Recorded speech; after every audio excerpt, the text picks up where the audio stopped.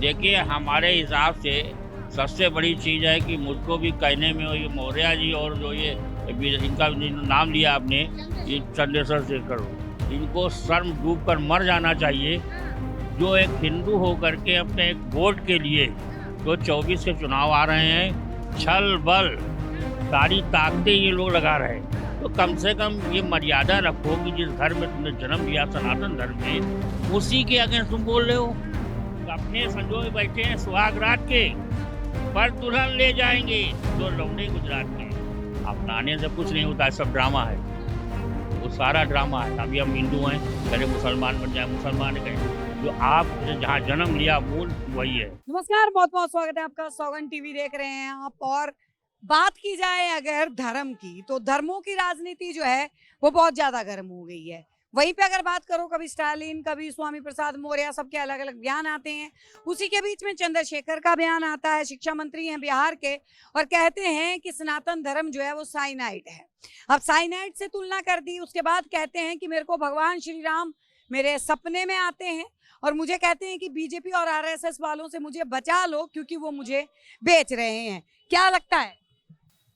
देखिए, हमारे हिसाब से हाँ, सबसे बड़ी चीज़ है कि मुझको भी कहने में ये मौर्य जी और जो ये इनका नाम लिया आपने, ये चंद्रशेखर शेखर, इनको शर्म डूब कर मर जाना चाहिए। हाँ, ये एक हिंदू घर में, पता नहीं हिंदू घर में जन्म लिया कि नहीं लिया, हाँ, हमको तो यही अब में डाउट है। जो एक हिंदू होकर के अपने एक वोट के लिए हाँ, जो 24 के चुनाव आ रहे हैं, छल बल हाँ, सारी ताकतें ये लोग लगा रहे हैं। हाँ, तो कम से कम ये मर्यादा रखो कि जिस घर में तुमने जन्म लिया, सनातन धर्म में, हाँ, उसी के अगेंस्ट तुम बोल रहे हो। हाँ। तो ये लग रहा है कि साम दाम दंड भेड़, आप ये कह रहे हैं, सब वो सब अपनाया जा रहा है। सब कुछ अपना ताकत लगा दे रहे हैं। हाँ, और ये क्या पूरे देश के अंदर, पूरी दुनिया के अंदर ये हाँ, लोग, हर जैसे यहाँ हम लोग टीवी देखते हैं, वो लोग देखते हैं, और ये भारतवर्ष जो अपमानित होता है। हाँ। और आज मौर्य जी को और ये जो और भी नेता जो उल्टे सीधे बोलते स्टालिन ने भी बोला डेंगू मलेरिया है।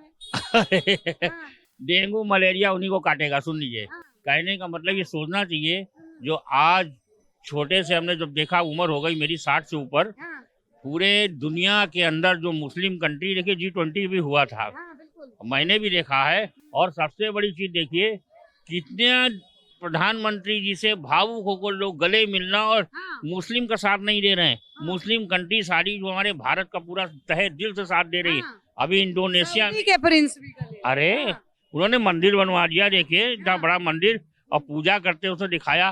दूसरा नंबर भी इंडोनेशिया जो है सबसे बड़ी मुस्लिम कंट्री है, उसके अंदर गणेश चतुर्थी बड़े सम्मान के साथ और बड़े उत्साह के साथ वो मनाया गया, सारे लोगों ने देखा। तो कैसे, पर चंद लोग हैं हाँ, जो अपने हिंदू हैं, वही दुश्मन हैं, हाँ। एक वोट के चलते। नहीं, लेकिन एक बात बताइए, बार बार टारगेट जो है वो सनातन धर्म को क्यों कर रहे हैं नेता लोग? भाई टारगेट इसलिए कर रहे हैं कि उनसे होना जाना, हम बता रहे हैं 24 को लेकर के सारी ये बातें हो रही हैं, हाँ। चुनाव को लेकर के। मतलब आप ये समझ रहे हैं कि विपक्ष के जितने नेता हैं वो इसलिए कर रहे हैं कि 24 के चुनाव जीते। और वो कितना कर लें, पूरी दुनिया को एकता कर लें, पर होना जाना कुछ नहीं है। हाँ। अभी देखिए आज कितना बढ़िया, जो 75 सालों में, देखिए हमारी सुषमा स्वराज जी थी महिला, उन्होंने बहुत कोशिश की बिल पास कराने का। अटल बिहारी वाजपेयी, स्वर्गीय अटल बिहारी वाजपेयी जो प्रधानमंत्री जी थे, उनको सभी जानते हैं, उनके सारे लोग इज्जत करते थे। उन्होंने बिल उसको पटल पर रखा कितनी बार, पर विरोध करने वाले समाजवादी पार्टी। अभी अखिलेश ने भी विरोध किया और कहते हैं कि मैं महिलाओं के साथ हूँ, महिलाओं का सम्मान करता हूँ।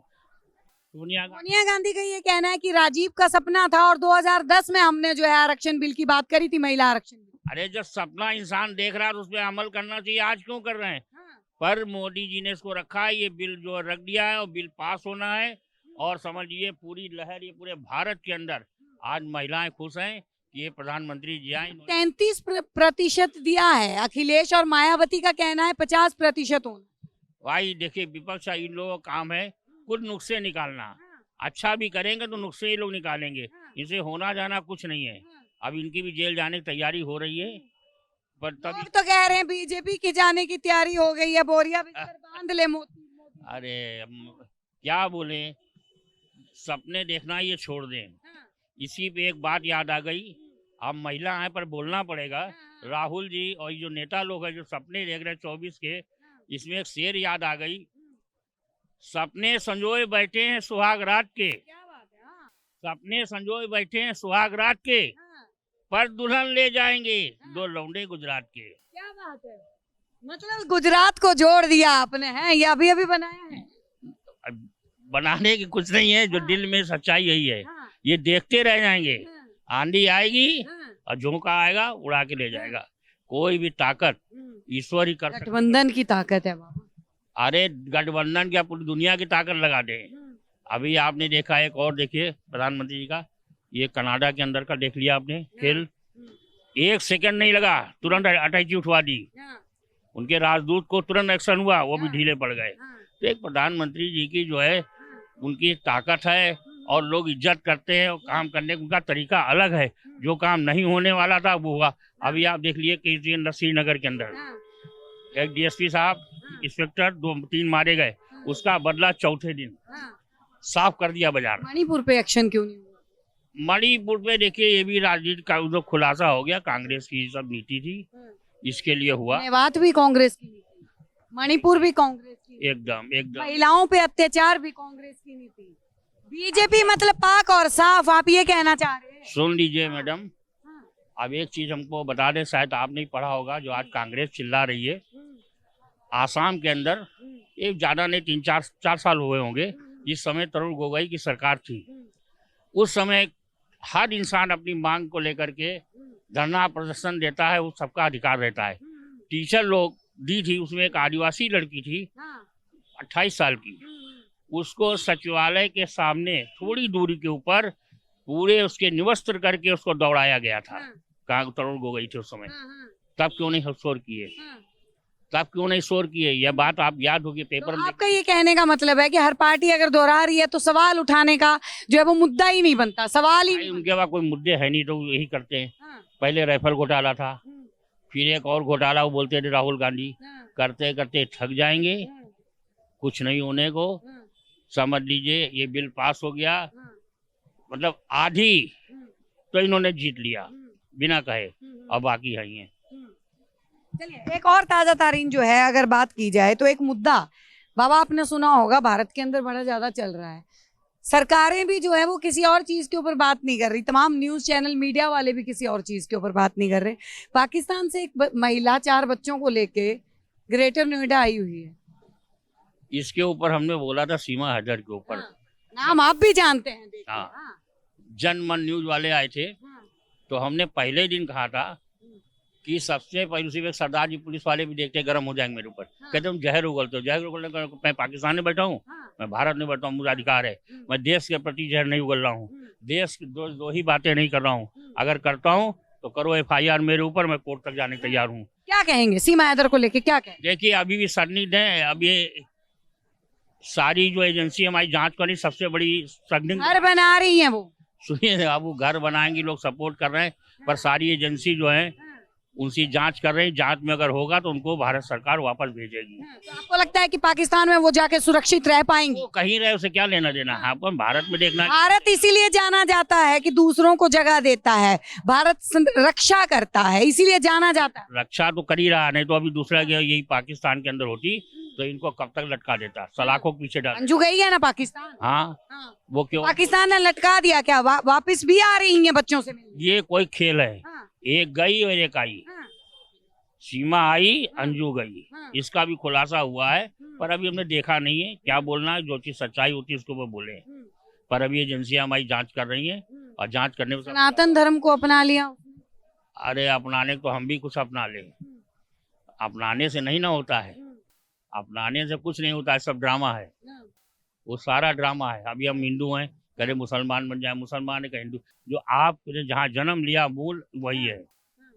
ये वकील कह रहे हैं AP सिंह के प्यार में है, मोहब्बत में है। अरे वकील का तो काम आप जानती हैं, जोड़ तोड़ करना है, अपना नाम कमा। बहन बनाया है उनको, राखी बंधवाई। आपको मालूम होगा निर्भया कांड जब हुआ था, उस समय AP सिंह थे, नहीं दूसरा कौन, हाँ AP सिंह थे, इन्होंने एड़ी चोटी का चोट लगा दिया अपना नाम कमाने के लिए, फिर भी उनको फांसी हो गई, बचा नहीं सके। इतने सालों बाद हुई, इतने साल तक तो बचाया AP सिंह ने। तो ये अपना नाम कमाने के लिए कुछ वकील लोग ऐसा कदम उठाते हैं, गलत है, जबकि कोई आतंकवादी है उसका केस नहीं लड़ना चाहिए।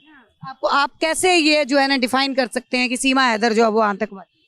भाई संदिग्ध इतना दिन बाहर कहाँ कभी नेपाल से घूम के आई, कभी कहाँ रह के आई। प्यार में कहीं पे भी कुछ भी जा सकता है, भारत का तो इतिहास रहा है, कभी लैला मजनू सिरी फरियाद। समझ गए, प्यार करना कोई बुरी चीज नहीं है। सुन लीजिए, अच्छी बात है प्यार करना, पर एक सारी एजेंसियों को चकमा देते देते एक देश से दूसरे देश में कैसे आ गई बात, यहाँ ये फंसी हुई है, कैसे आ गई ये बताइए। हम जा सकते हैं? नहीं जा पाएंगे।